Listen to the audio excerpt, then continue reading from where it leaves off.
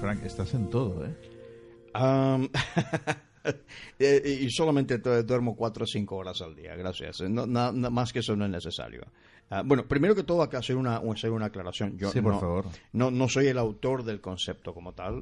La Ajá. revolución espectral como concepto nace en 2015 de la mano de un filósofo estadounidense, sí, correcto. Es decir, parece hoy en día decir filósofo y estadounidense al mismo tiempo parece un oxímoron de alguna forma, ¿no? Pero es un filósofo estadounidense llamado Jason Reza Giorgiani, ¿no? Entonces, lo único sí que ha sucedido es que desde 2015 yo vengo siguiendo luego la publicación de su libro sobre la revolución espectral. Yo lo he venido siguiendo hasta que yo lo he adoptado públicamente y, por supuesto, dando crédito a su autor. Lo he adoptado en lengua española, en este caso, ¿no? Sí. Y entonces la revolución espectral, así como suena, pues ¿Qué es? ¿Qué es eso? es exactamente. Ok, es un concepto, vamos a decirlo así, es un concepto filosófico, para empezar con palabras muy sencillas, el cual mide el hecho de que el avance tecnocientífico o tecnológico y científico nos está permitiendo de una manera específica acercar el espacio y el tiempo entre nuestros sueños y su realización material. Es muy interesante. ¿Ok? Esto de ¿qué es esto? Primero que todo, las palabras mismas, ¿no? Cuando decimos espectral, ¿de qué estamos hablando? Entonces es una serie... Ahora, digamos que en este caso, yo he personalizado el uso del concepto, yo lo he personalizado, ¿no? Es una cosa que... Habrá una sorpresa este verano de 2020, habrá una sorpresa, porque estaré publicando mi primer libro. Yo nunca he publicado, o sea, he sido coautor de alguna cuestión por ahí, pero nunca he publicado. Lo presentaremos aquí, ¿no? Si se me permite, sí. Por supuesto. Claro, muchas gracias. Pues la cuestión es esta. En este sentido, cuando decimos la palabra espectral, ¿qué es lo que se nos viene a la cabeza? Se nos viene a la cabeza, primero que todo, la palabra espectro, es decir, una especie de algo inanimado, una especie de fantasma, diría alguien, ¿no? Una especie de alma perdida o espíritu, ¿no? La palabra espectro tiene que ver con eso. Luego también tenemos el espectro de la luz, como la conocemos, ¿no? Son 7 colores, es decir, hay una variedad en la manifestación de eso que llamamos la luz, ¿correcto? Luego, espectro tiene que ver también con aquello que... como decía Platón, aquello que parece pero que no es, todavía no es. Esa es la palabra que hay que incluir aquí. Aquello que todavía no es, aquello que está en proceso de ser. Y el primer objeto, y es cuidado con esta palabra, el primer objeto que se somete a este examen es lo que nosotros llamamos la naturaleza. ¿Ok? Es decir, la naturaleza se considera como un proceso y no como algo que es. Es algo que deviene. Las personas que están un poco... no soy un filósofo, pero las personas que están oyendo, que están especialmente entrenadas en filosofía, ¿no? En este caso, inmediatamente están oyendo una voz ahí que es, primero que todo, la de los presocráticos, como Heráclito en este caso. Lo digo porque los oyentes pueden ir a trazar esta idea. Yo voy a presentar hoy una trazabilidad de esta idea para que vayan ellos a buscar y sacar sus propias conclusiones, ¿ok? No la mía, sus propias conclusiones, ¿ok? Desde Heráclito en este caso, saltando sí un poco, es cierto, saltando a los autores clásicos, es decir, Sócrates, Platón, Aristóteles, y luego llegando a un paso enorme que fue en el siglo XIX, que es Nietzsche en este caso. Y de Nietzsche a Jung, y de Jung a Heidegger, Martin Heidegger, a mitad del siglo XX. ¿Ok? Has dicho algo que todavía no es. Correcto. Exactamente. Algo que está en proceso de ser. Sí, pero el ser humano también puede ser, entonces. Buenísima pregunta, porque resulta que el ser humano en el concepto nietzscheano, o de Nietzsche en este caso, el filósofo alemán de la primera mitad del siglo XIX, para que los oyentes se puedan ubicar, ¿no? El proceso, el ser es un proceso de devenir. Es algo que está evolucionando y revolucionando constantemente. El problema aquí tiene que ver con, o la problemática, perdón, tiene que ver con lo que se ha denominado filosofía posmoderna, así como suena. Es decir, los oyentes pueden ir a verificar, a leer qué es filosofía posmoderna, cuyo padre es Heidegger, Martin Heidegger, pero su abuelo es Friedrich Nietzsche. Y luego, a principios de los años 60, eso es una trazabilidad de la idea para que y lo estoy haciendo lo más sencillo posible, ¿okay? Porque es complicado la verdad, ¿eh?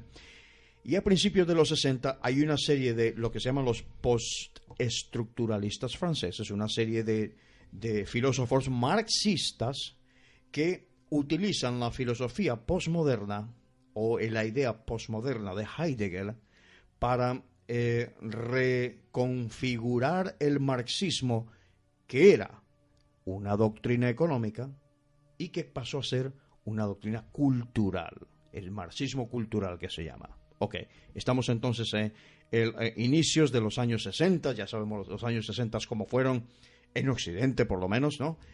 Muy tumultuoso, el movimiento hippie, el alunizaje, el Apolo 11, tremendamente, ebullía muchísimo los años 60, por lo menos en Occidente, ¿no? Y luego también con la revolución cultural de Mao en China, por supuesto.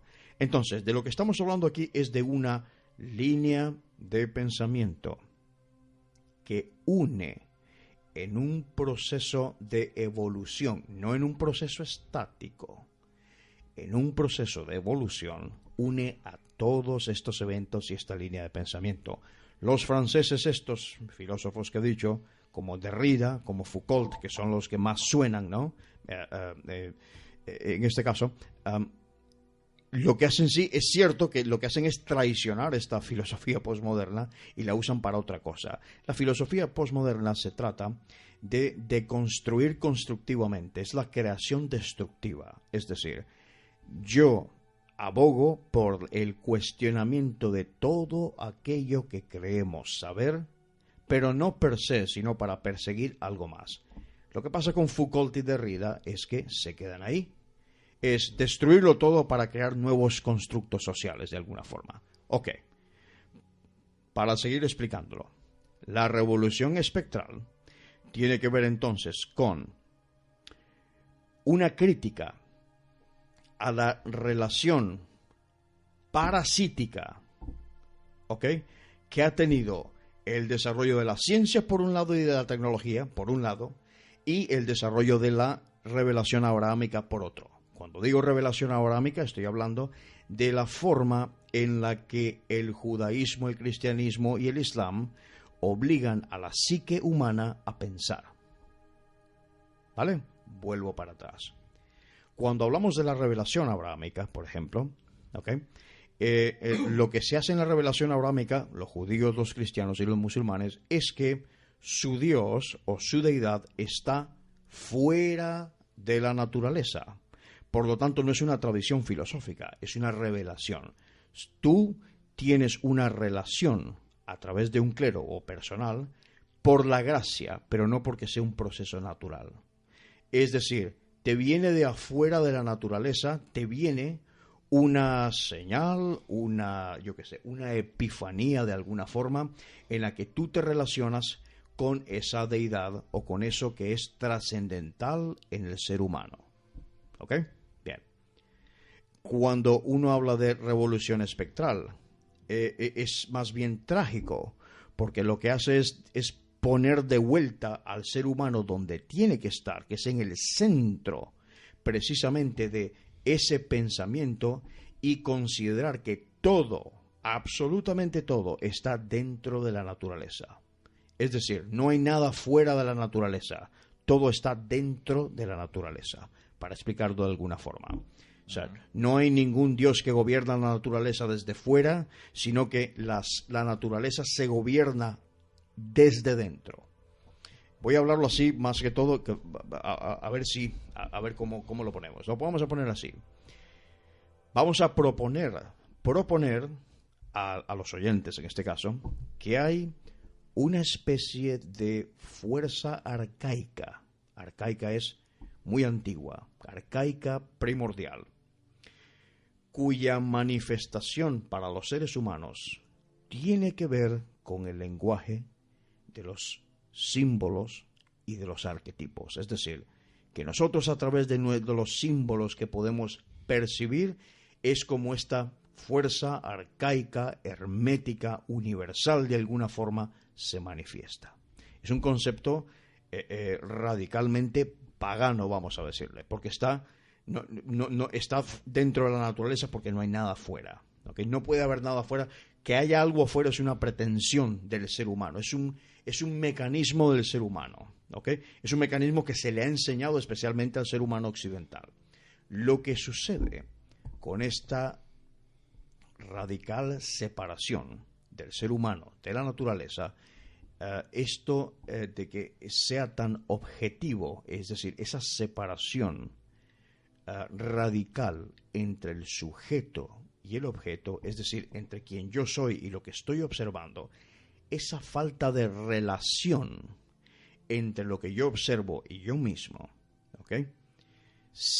Digamos que se cura o se supera con esta revolución de los espectros o estos fantasmas o ideas o memes o no sé, de alguna forma espíritus perdidos, vamos a llamar así, que escuchamos mucho en la jerga de la parapsicología, ¿okay?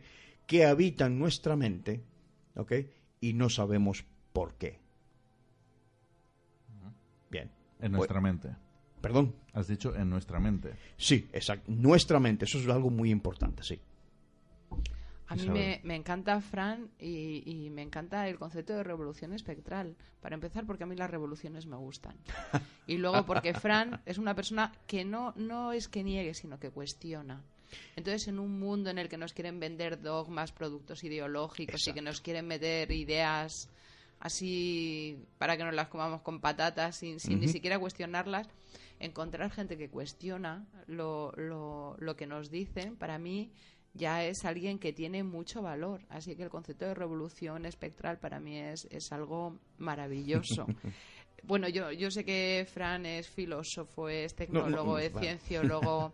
No, cienciólogo no. Gracias. Y entonces yo un poco como tecnólogo te quería preguntar, porque tú hablas mucho del pensamiento exponencial y de la computación cuántica.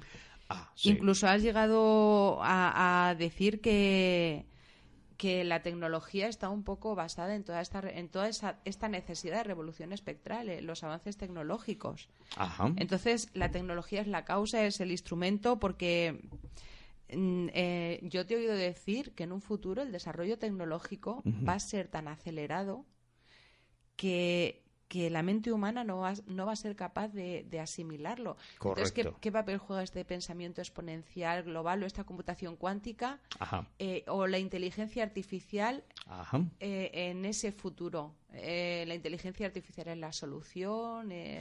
Correcto. Entonces ahora vamos hacia atrás. Vamos hacia atrás otra vez.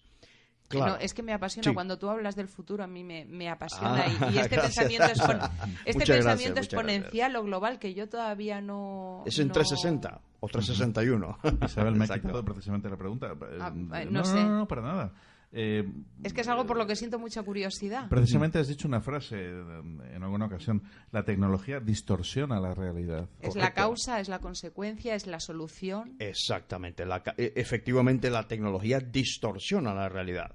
¿Por qué distorsiona la realidad? Aquí voy a utilizar la cuestión que has mencionado tú en este caso, y vamos para atrás un momento. Ok, vamos a irnos a un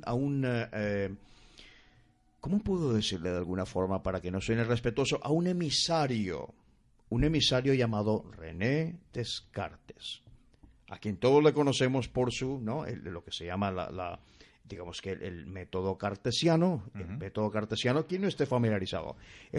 Descartes lo que hace es que produce una división absolutamente radical entre las ciencias que son mecánicas, por una parte, y otro, aquello que pertenece al dominio del alma, por otro.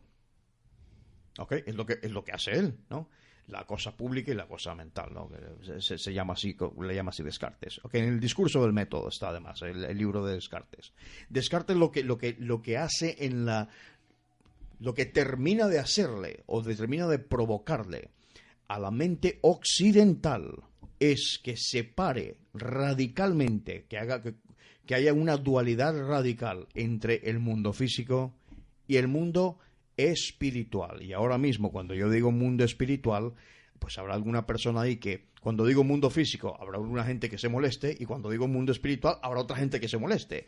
Precisamente porque nos han cercenado, ¿cómo se llama? Se ha cortado el cuerpo de conocimiento, se ha cortado en dos radicalmente, y entonces lo que hace el buen Descartes, como un espía jesuita que fue, y eso se puede probar, exactamente, en sus mismos escritos se puede probar, como un buen espía jesuita que es, como un agente de la contrarreforma que fue, lo que hace es hacerle un favor a los poderes fácticos de uno y de otro.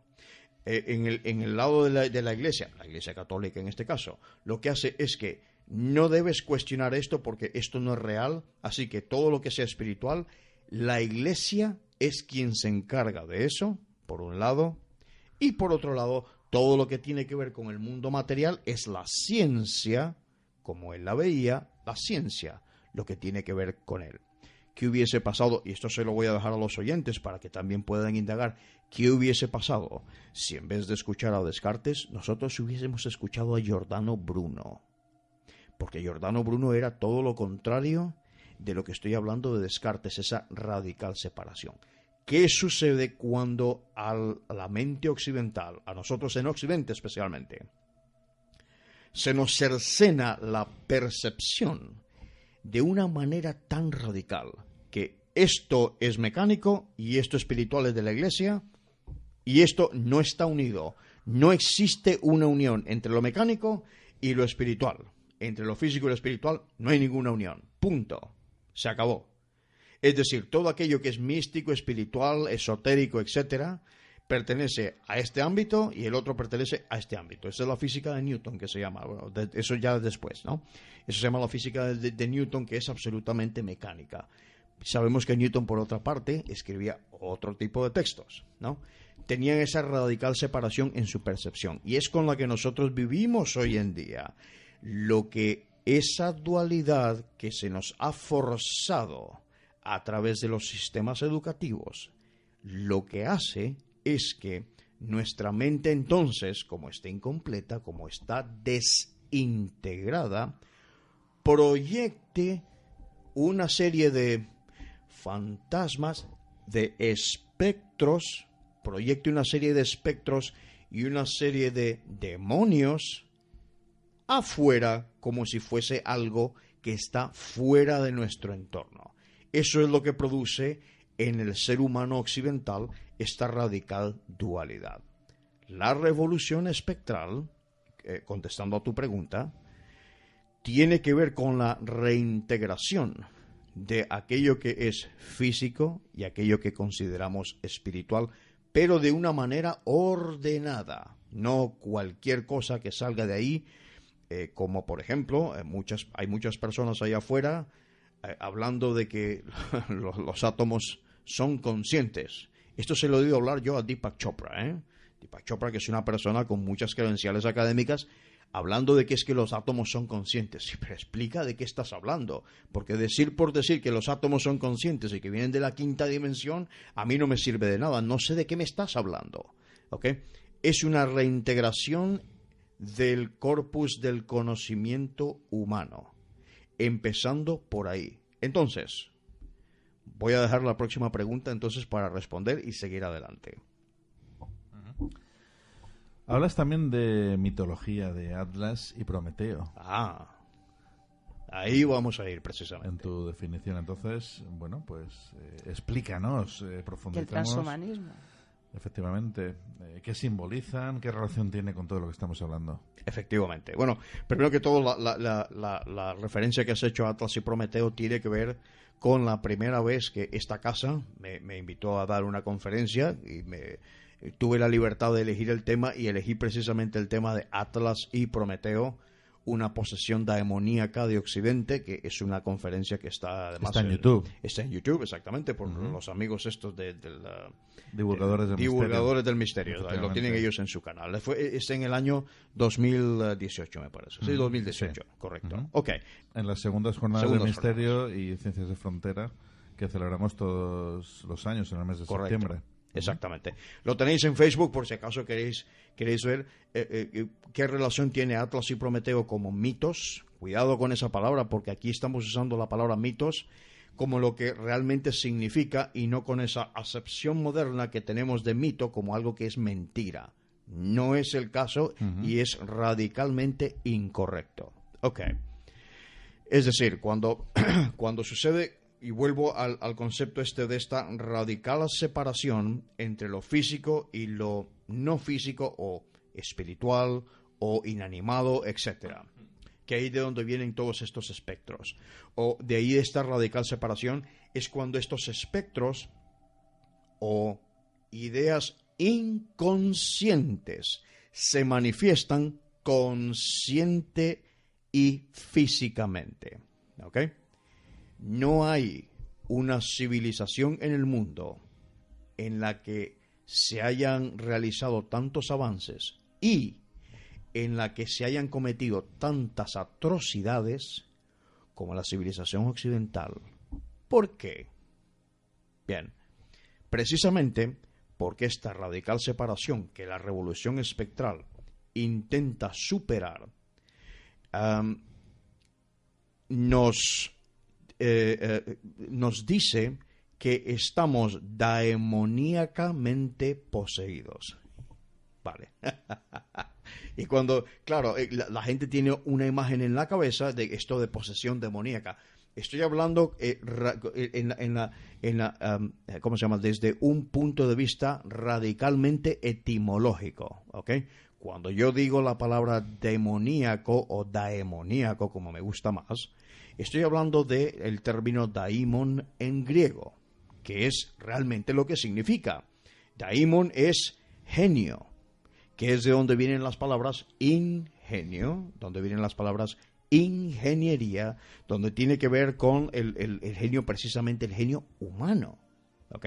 Luego eso, precisamente por esta radical separación, esta proyección hacia afuera, que eso es muy freudiano también. A mí Freud no es amigo mío Freud, pero bueno, esta proyección hacia afuera de ver este mundo lleno de demonios, precisamente lo producimos nosotros los occidentales. Ok, entonces, nosotros estamos poseídos demoníacamente por lo que se puede identificar como dos grandes arquetipos que les conocemos a través de los mitos, especialmente desde el punto de vista de los helenos. No voy a decirle griegos, que es una falta de respeto, además decir griego a griego. Ok. Significa cabeza cuadrada, greco. Ese es un mote de los romanos, correcto. Ok. Estos mitos son Atlas y Prometeo. Y si Atlas y Prometeo surgen en el siglo V, para los antropólogos que estén escuchando, historiadores, etc. Surgen más o menos en el siglo VI o V, antes de la era común, o sea, antes de Cristo, que se dice, ¿no? Surgen coincidiendo precisamente con la colonización persa del mar, de lo que se llama la Revolución Jónica. Tiene que ver precisamente con esa colonización persa que llega a través de lo que sería Anatolia, lo que sería Grecia hoy en día. Ok. Justamente tienen que ver con eso. Esquilo, en este caso, escribió sobre Prometeo encadenado, ¿no? Sobre un mito llamado Prometeo, y por el lado de Platón, en este caso, Heráclito, y a través de Heráclito, después de Heráclito, Platón, en los diálogos de Critias y Timeo, habla de Atlas, en este caso. Entonces, Atlas está en un extremo, geográficamente hablando, lo ubican en un extremo del mundo y Prometeos en el otro. Prometeos es donde estaría ahora mismo la frontera entre Irán y Turquía, ¿no? Y Atlas estaría más allá de los pilares de Hércules o Heracles, ¿no? Que sería lo que es, porque Atlas de Atlas deviene el nombre Atlántida, que es un mito. Yo respeto muchísimo, por ejemplo, aquí hemos tenido en este programa, yo he escuchado también a Fernando Fernández. Efectivamente, sí. Que es un libro además fabuloso, y su blog, yo recomiendo mucho su blog. Lo que pasa es que la validez que tiene el mito de Atlas y Atlántida, para mí es más importante el punto de vista mítico que el geográfico. Está bien, no pasa nada. Ok. Entonces, Atlas y Prometeo. Atlas y Prometeo somos nosotros. Cada uno de nosotros es Atlas y es Prometeo. ¿Ok?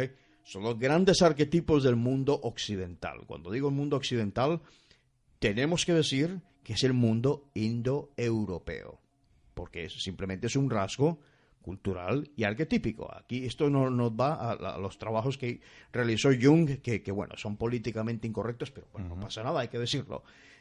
Son particularmente indoeuropeos estos dos grandes mitos. ¿Y qué simbolizan? ¿Qué representan? Ahí vamos. Consciente o inconscientemente, por una parte tenemos a Prometeo, ¿no? Aquel titán, no Dios, era un titán, por lo tanto es anterior a los dioses. Aquel titán que, según la mitología arcaica griega, helénica, es el creador de la raza humana, de alguna forma, ¿ok? Y viendo que entonces, posteriormente, los dioses, Zeus en este caso, que ya sabemos en quién se transforma, Zeus en este caso, que mantiene a la raza humana, la mantiene esclavizada, con un culto, pues no tienen el fuego del conocimiento. Prometeo va, roba ese fuego, o sea, vuelve a poseer, es posesión, vuelve a poseer ese fuego, y lo que hace es que se lo entrega a los seres humanos para que construyan herramientas. Y eso es tecnología. ¿Ok? Herramientas no solamente para trabajar, en ese caso, ¿no? Solamente para trabajar la agricultura, que para trabajar que si el martillo, que si un clavo, que si la rueda, etcétera, ¿no? No solamente para eso. La tecnología en este caso tiene que ver con la palabra tecné logoi, en este caso, la manifestación de la tecné. Tecné, sí, nosotros, pues la mayoría de personas dice, técnica, ¿no? Técnica, tecnología, todo ese tipo, la forma de hacer las cosas, pero tecné también tiene que ver con el cultivo de uno mismo, ¿ok? Es decir, con considerarte a ti mismo como algo que debe retoñar, y que además de haber nacido físicamente, tienes que nacer espiritualmente, ¿ok? Hay otros conceptos que son como el de aría. Otra vez, esto es políticamente incorrecto, pero estamos hablando de etimología nada más, no estamos hablando de nada étnico ni nada por el estilo. Ese es el término ario, es ese.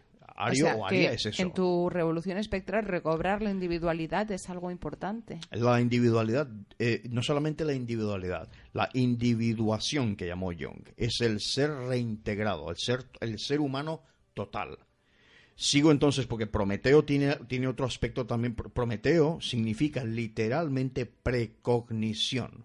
Y hemos estado hablando al principio de aquello que no es, sino que parece ser y no es, ¿correcto? Fíjate, aquí en Murcia tenéis una expresión que eso que es lo que es, ¿no? Tenéis aquí en Murcia, sí. No es una broma, es una de las preguntas más filosóficas que yo he oído en mi vida. ¿Ok? Entonces, para que la gente se ubique, esto no es lo que es, sino lo que es. Entonces, o lo que es y lo que no es, no es. Vale, ok. No voy a enrollarme, porque estos son juegos de palabras más que todo. Y cuidado con las palabras, que las palabras tienen su trampa. Ok, lo que estoy tratando de decir es que la palabra Prometeo, ese meteo, ese mazos, ¿no? Es la misma raíz de matemática. La misma raíz. Es decir, precognición, es decir, aquella fórmula por la cual yo puedo construir un molde para reamoldar la realidad. En eso consiste una verdadera revolución. Esa es la raíz de Prometeo, mathos, matemática, ¿ok? Precognición. Eso por un lado. Por otro lado tenemos a Atlas, ¿no? Atlas, que ya no es aquel titán que es castigado también, que, por cierto, en otro de las mitologías helénicas, porque no solamente hay una, es hijo de Poseidón y no por el señor de los mares, ¿no? Y no de casualidad, Poseidón es un enemigo jurado de Zeus, que es el dios padre barbudo que está en el cielo observándolo todo, etcétera, ¿no? El dios olímpico en este caso. Bueno, pues Atlas en este caso ya no es considerado aquel que lleva a hombros el mundo. En este sentido, Atlas, como en la novela de Ayn Rand, ¿no? En ese sentido, Atlas se ha encogido de hombros, ha dejado caer el mundo y lo que ha levantado sobre sí son lo que se llama, lo vemos en es perfecto, además para visualizar el arquetipo, le digo a los oyentes que vayan a buscar al Rockefeller Center en Nueva York, el famoso Atlas que está ahí, que es un Atlas que está sobre una piedra cúbica de alguna forma dando un paso y levantando ya no el mundo, sino los anillos borromeos. Los anillos borromeos tienen que ver con la ubicación del cielo y de la tierra, ¿ok? Por lo tanto, Atlas es, de ahí viene el océano Atlántico, ¿ok? Atlas es la fuerza, tienes el fuego del conocimiento por un lado, ahora tienes la fuerza colonizadora y con Z, que yo no pronuncio la Z, colonizantes, es la fuerza colonizadora de la tecnología o de la tecnociencia. Estos dos grandes arquetipos viven en nosotros inconscientemente. Nosotros somos Atlas y nosotros somos Prometeos. A nosotros nos fascina, o socialmente vemos todos estos nuevos cacharros tecnológicos que tenemos por ahí, que si el móvil, que si la tablet, que si el no sé qué.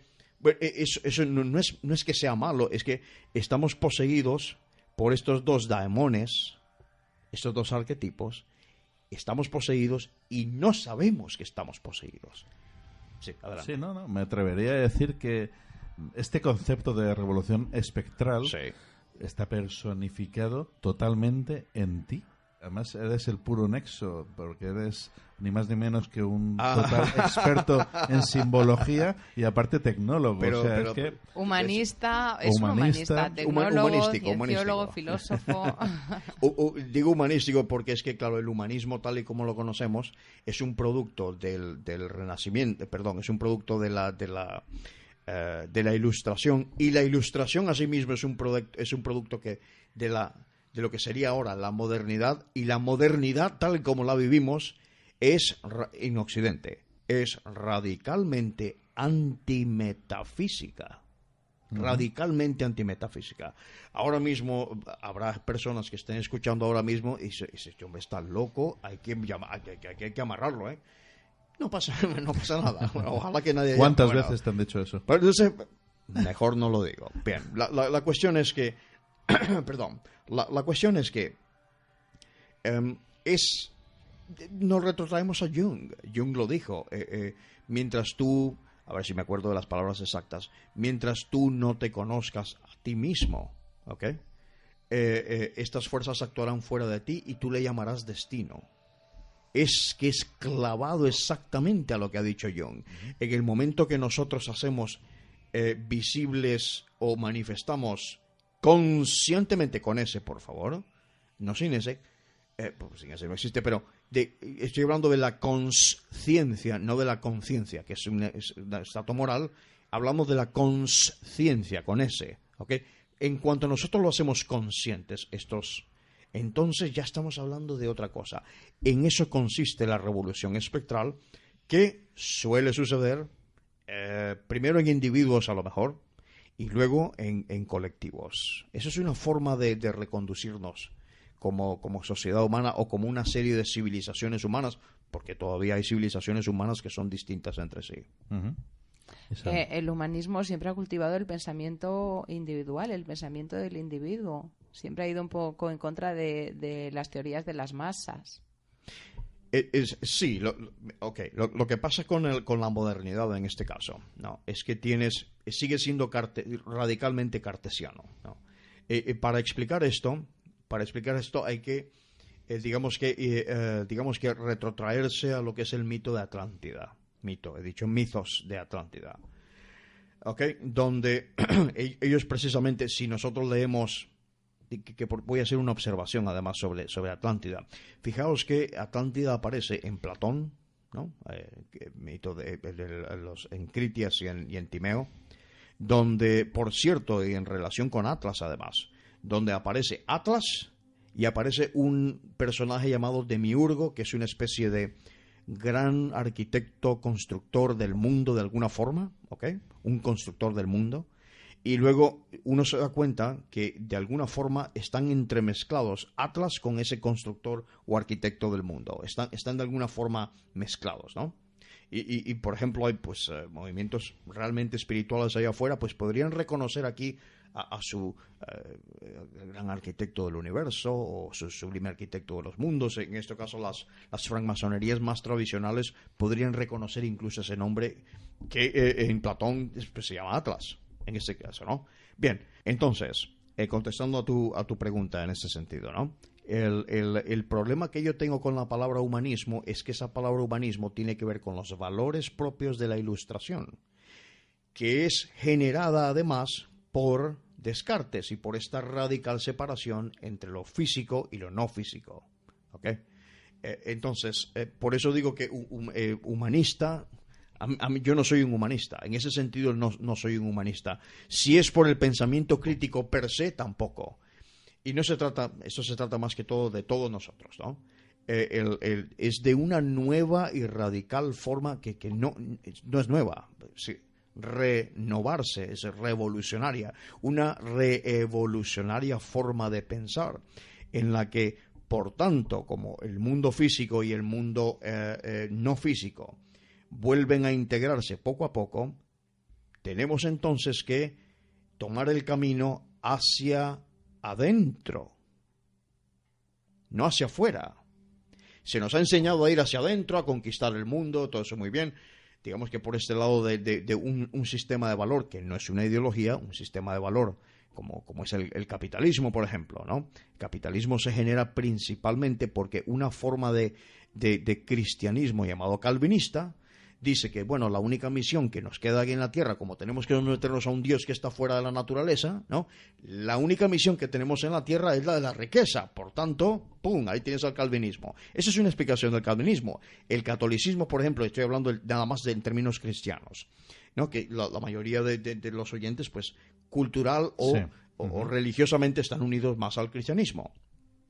Aunque digan que son ateos, cuidado. ¿Okay? Y por el otro lado del catolicismo, que pues de alguna forma te dice, bueno, sí, pero el final es que te va a ser dado por la gracia. Los judíos lo dicen exactamente igual. Te va a ser dado por la gracia.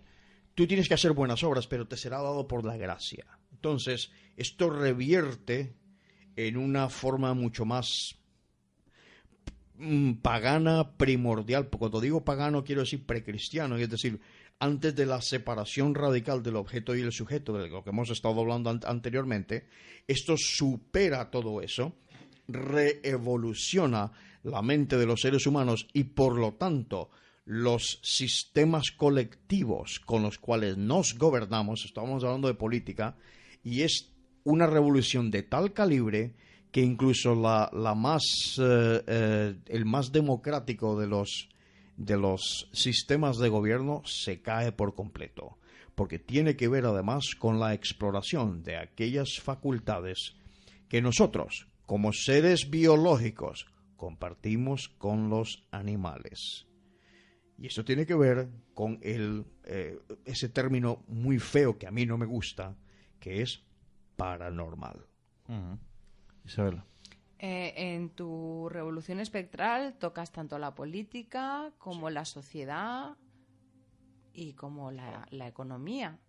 de hecho, hablando de cuestionaste bastante la COP25 y todos los movimientos ecologistas, incluso dijiste que los millonarios de Silicon Valley podrían estar detrás de todos ellos. Sí, bueno, tú te estás refiriendo en este caso al nombre de mi blog, ¿no? Uno de los artículos en mi blog. Sí. Aquí, perdón. Y a este blog yo le he puesto precisamente la revolución espectral porque es un concepto que trato de utilizar para hacer una contribución, no solamente una crítica, sino una contribución a todos los, espero, cuando tengo tiempo escribo, ¿no? A todos los sectores, digamos, que tienen que ver con la vida humana, simplemente. Bueno, en esto de la ¿cómo se llama? De la COP25 y todo eso, lo único que dije, que cuestioné fue de que hay bastantes mejores maneras de hacer muchísimo más por muchísimo menos. Y que, bueno, en este caso... Exactamente. Por eso digo que tu revolución lo engloba todo. No, no es mía. En la economía. Bueno, sí, el concepto.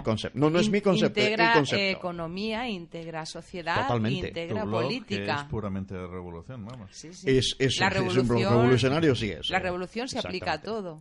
Exactamente. Es decir, de lo que está... O sea, si vamos a dar el paso, vamos a darlo conscientemente y cómo lo vamos a dar.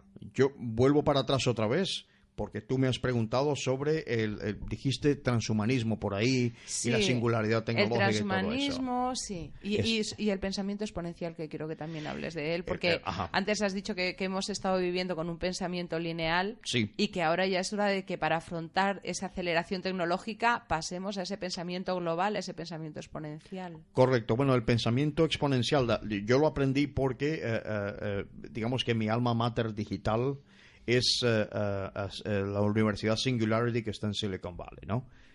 Ahí aprendes, que es precisamente donde están abogando por ese transhumanismo que es absolutamente racionalista y tecnológico.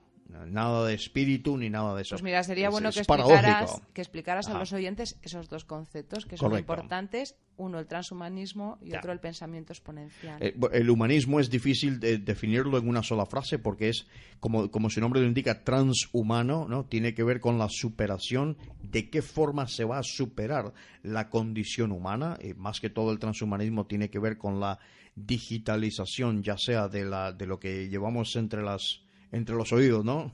De la masa gris, o del reemplazo cibernético de nuestros cuerpos, ¿ok? Eso, tal y como yo personalmente lo observo. Esto se le está llamando ahora, hoy en día, se le está llamando los... A ver, en español, yo creo que... Y me va a disculpar la Real Academia de la Lengua Española, por favor. Pero esto se le está llamando los singularitarianos. Los que creen que la singularidad tecnológica tiene que responderse de una forma mecánica, únicamente mecánica, para la superación de la condición humana ante el reto de su misma tecnología. Sí, sí.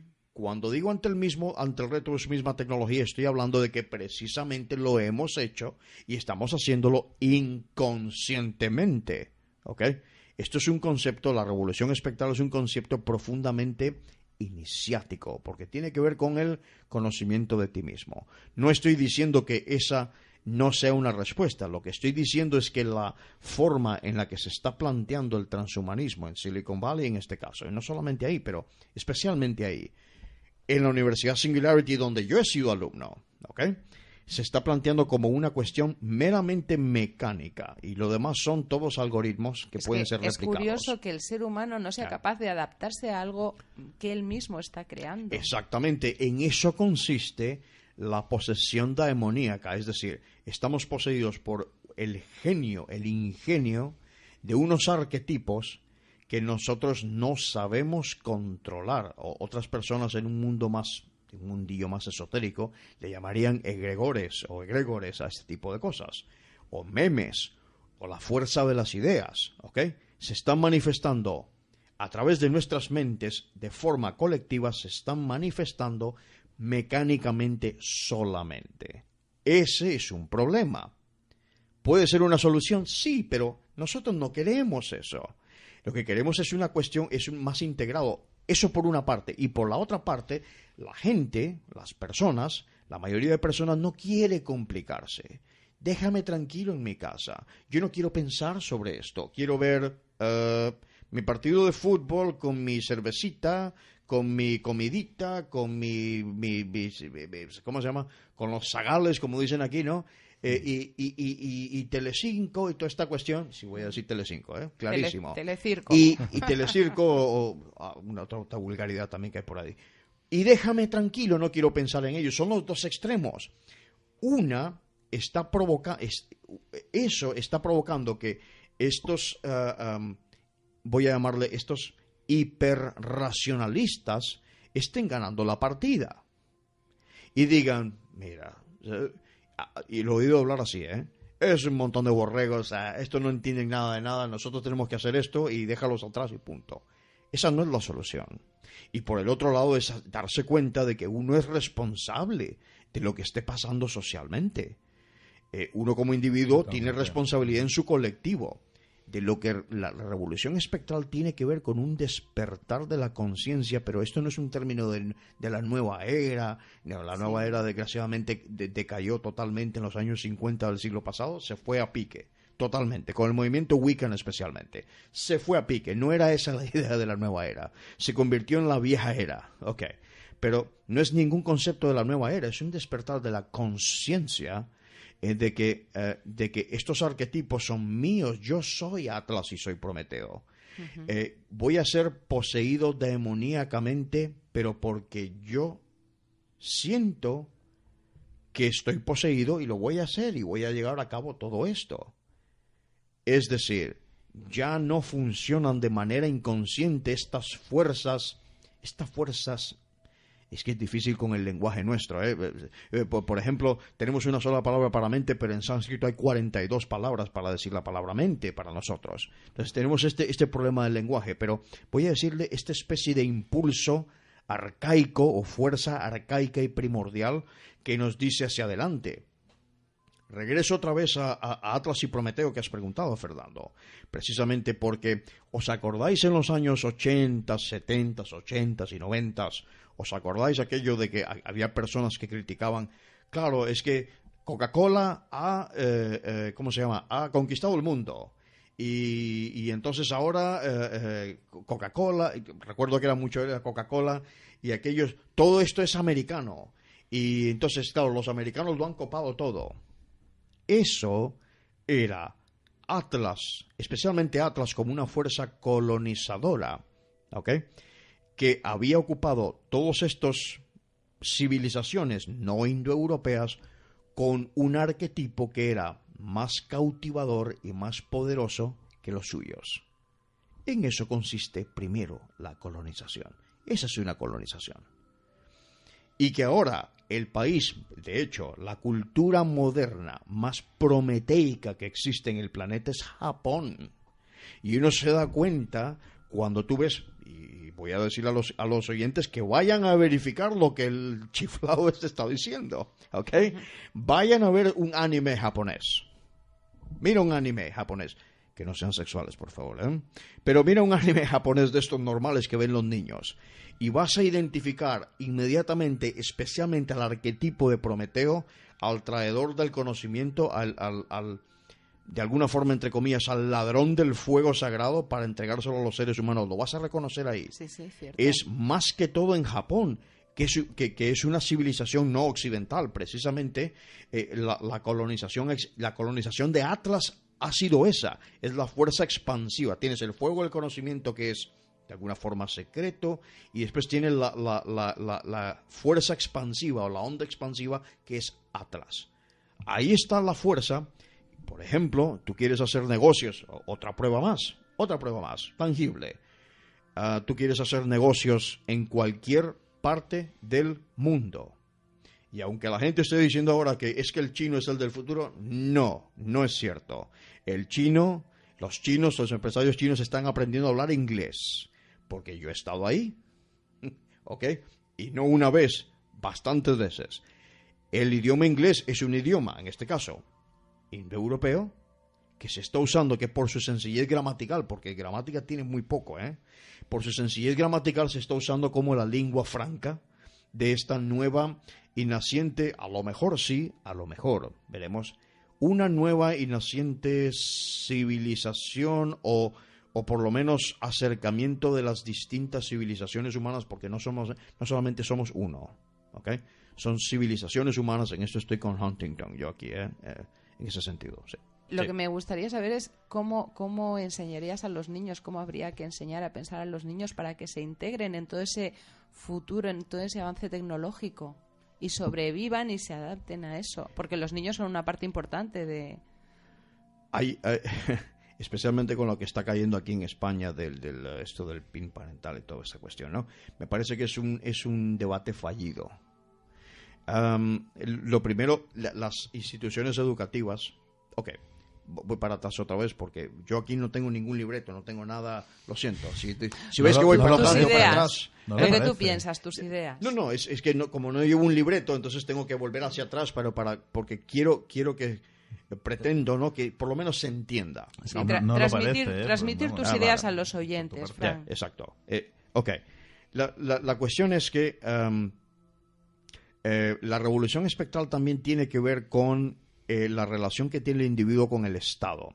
Aquí en España, especialmente en Europa continental, es muy napoleónico. ¿Cómo se llama? Se le ha enseñado a la persona a que tú sirves al Estado. Eso es así, ¿eh? Sí, sí. No es al revés. No. El Estado te sirve a ti como persona humana y como entidad humana que eres. El Estado tiene que servirte a ti. Hombre, al fin y al cabo nosotros le pagamos. Gracias, efectivamente. Somos nosotros los que estamos pagando el Estado, ¿ok? No es gratis, ¿ok? Entonces, ese ámbito de libertad es muy importante para, digamos que para por lo menos para la intención de trascender. Tienes que tener un espacio de libertad para tomar tus decisiones, como padre de familia o como lo que sea. Ya lo que las personas piensen sobre, por ejemplo, esta cuestión, ¿no? Eso ya es problema suyo. Pero el ámbito de libertad, que existe el ámbito de libertad que debería estar ahí. Bien. ¿Cómo educar a los niños en esto? Aquí los primeros que tienen que entrar son los padres de familia. Los padres de familia, ¿eh? Y si los padres de familia no se educaron así, porque llevamos ya una generación, aquí en España, por ejemplo, ya hay una generación dentro, ahora viene la segunda, lo primero que hay que hacer es poner a los niños a leer. Y poner a los niños, y darle a los niños 4 materias. Yo diría, yo no soy pedagogo, pero diría yo que a efectos de los procesos mentales necesarios, exacto, 4 materias. Lectura, pero lectura, ¿eh? Lectura, matemáticas, donde además a temprana edad puedan resolver problemas tipo álgebra. ¿Cómo lo hacen? Esto lo que estoy diciendo no es extraterrestre. En Japón, en Corea, en China, en Singapur, en estos sistemas educativos se hace.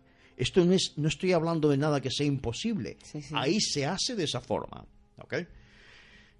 Y la lectura, especialmente la lectura, porque la lectura lo que hace, la lectura y la escritura, porque y luego ya entrar en el análisis sintáctico, pero eso yo creo que quien tiene que entrar en análisis sintácticos, especialmente en el lenguaje, veis que tenemos un problema con el lenguaje, porque ahora mismo a mí me encantaría decir una serie de cosas, pero no tengo las palabras, es casi una especie de secreto, porque no tienes las palabras para decirlo, y si dices algún palabra de estos raros, voy a quedar mal y no quiero quedar mal. Pues la cuestión es la estimulación de la imaginación, y aquí entramos en un concepto que es absolutamente necesario en esta revolución, este concepto de revolución industrial, que es lo imaginal, porque es exactamente así, primero, como nos dicen Platón, Francis Bacon, Aleister Crowley, Manly Palmer Hall, Rudolf Steiner. Estos 5 escritores, pienses lo que pienses de ellos, estos 5 personas que escribieron sobre Atlantis nos dicen que la forma de, especialmente Hall y Steiner, nos dicen que en este mito de la Atlántida, no hace falta que sea real físicamente, en este mitos de la Atlántida, los atlantes, estos seres míticos que eran aparentemente seres híbridos entre comillas dioses y seres humanos, ¿okay? no eran analíticos. Tengo que incluir a una sexta persona que es Colin Wilson. No eran analíticos, no pensaban como el ser humano occidental piensa, analíticamente. Ellos procesaban, no tenían abstracción conceptual como nosotros tenemos. Se dice que en este mitos se instruye o se enseña de que procesaban información a través de imágenes que tiene que ver precisamente con la imaginación, que tiene que ver exactamente con lo imaginal, que eso es una palabra de Henri Corbin, un iranólogo francés, ¿okay? Por cierto, está en el famoso artículo, ¿okay? Donde es este poder de la imaginación que hemos perdido, especialmente los occidentales, y que hemos transmitido esa pérdida a través de la fuerza colonizadora de Atlas, esa fuerza inconscientemente colonizadora de Atlas, nosotros la hemos transmitido al resto del mundo. ¡Pum! Es que me encanta, porque es verdad, si no se desarrolla eso, no pueden tener una concepción de ese futuro. Exactamente.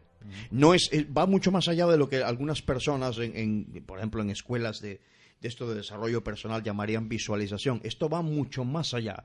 Es la creación la revolución es espectro, son los espectros que revolucionan aquellos modelos con los que nosotros construimos lo que llamamos mundo. ¿Ok? Tiene que ver con eso. Frank, ¿dónde podemos leer tu blog? Claro que sí. Lo vais a encontrar en Medium, así medium.com /la revolución espectral. También tenéis ahí un modesto grupo de Facebook, que es la revolución espectral /Frank Scandal, y lo tenéis como Rev Espectral, todo una palabra, en Twitter. Cuando hay artículos se publican, y cuando no hay artículos pues no se publican. Uno es que tiene que trabajar. Que me encanta tu blog, que me resulta muy revelador y además me ayuda mucho a afrontar. Lo que no entiendo es lo del pensamiento exponencial y la computación cuántica. Eso... Es que como soy de letras... Yo pienso que eso da para otro programa, ¿no? Claro, eso sí daría para otro programa. Pensamiento exponencial, te lo digo en 45 segundos, es aprender a procesar información a través de un grupo de trabajo, no solamente uno mismo, pero a través de un grupo de trabajo aprendes a procesar información. No es 1 más 1, 2, sino que es 1 más 1 es 5. ¿Cómo llegas al 5? Es el trabajo de un grupo de personas que luego uno lo puede adaptar personalmente. Pensamiento exponencial tiene que ver con trabajar en escalas. Nunca dices que un paso nos va a llevar a otro. Ese es el problema de la intuición. El problema de la intuición es que cuando no está entrenada la intuición, no es lineal. Cuando no está entrenada la intuición, ¿okay? Cuando entrenas incluso la intuición, te lleva a ese espacio de 360 grados, una especie de esfera en la que tú estás metido. ¿Cómo vamos a solucionar problema X, Y, Z desde este punto de vista, este punto de vista, este punto de vista? Y tiene mucho que ver eso con este concepto revolucionario de los espectros. Es que para mí el pensamiento exponencial y la computación cuántica son ese comienzo de una nueva era en la que esa revolución es tan importante. Computación cuántica, por ahora estamos hablando de algo que es única y exclusivamente en el ámbito material. Frank, ¿qué te puedo decir? Muchísimas gracias. Siempre aprendemos contigo y es un auténtico honor tenerte nuevamente aquí, compañero. Gracias. Y el próximo programa vamos a tenerte también. Vamos a entrevistar ni más ni menos que a Agustín Paniker. Ah, wow, vaya personaje. Muchas gracias por la invitación y estamos aquí todos para aprender, ¿eh? Lo dicho. Gracias Isabel. Yo, Fran, quiero pedirte, aparte de agradecerte, quiero pedirte disculpas por si he sido demasiado curiosa o demasiado... Al contrario, muchísimas gracias a ti. Pero es que me fascina tu blog, me fascinan tus artículos, me fascina tu concepto de revolución espectral. No es mío, gracias. Bueno, si es ese arqueofuturismo del que me hablaste eso es otro concepto. Eso es otro concepto. Y bueno, quiero pedir disculpas a los oyentes y a ti por si soy demasiado preguntona. Gracias a ti, Isabel. Para nada. Yo, de hecho, quiero recomendar desde aquí a los oyentes que lean tu blog, porque sin duda... Y también que vayan que vayan a la como hemos dicho, ¿no? la conferencia del año 2018 llamada Atlas y Prometeo, la posesión demoníaca de Occidente, que pues ahí con un poco más de calma, ¿no? se pueden visar conceptos que pueden servir también a la imaginación antes que al intelecto, como decía Einstein. Lo dicho, Frank. Muchas gracias. Gracias. Y hasta el próximo programa. Hasta pronto. Buenas noches.